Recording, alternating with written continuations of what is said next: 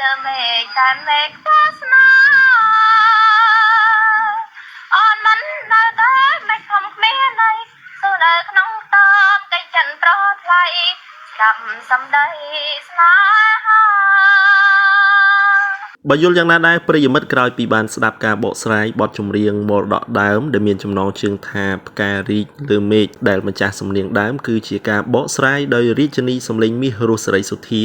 និងច្រៀងឡើងវិញដោយប្អូនស្រីចាំងច័ន្ទរាវតីក៏ដូចជាការបកស្រាយបទចម្រៀងឡើងវិញដោយប្អូនស្រីច័ន្ទសូរិតាសូមជម្រាបជូនផងដែរថាប្អូនស្រីចាំងច័ន្ទរាវតីរួមជាមួយនឹងប្អូនស្រីច័ន្ទសូរិតាត្រូវបានចាត់ទុកថាជាពន្លកតារាចម្រៀងមរតកដើមដែលទទួលបានការគាំទ្រយ៉ាងច្រើនពីសំណាក់ប្រិយមិត្តទស្សនិកជនដែលជាអ្នកស្ដាប់ប្អូនស្រីចាំងច័ន្ទរាវតី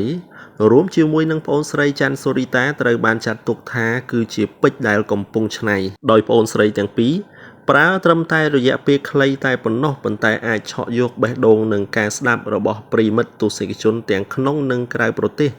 ដែលពេញនិយមស្រឡាញ់និងចូលចិត្តនៅបទចម្រៀងមរតកដើមសូមជូនពរប្អូនស្រីទាំងពីរទទួលបានជោគជ័យនៅក្នុងវិស័យសិល្បៈនាពេលអនាគតសូមអរគុណប្រិយមិត្ត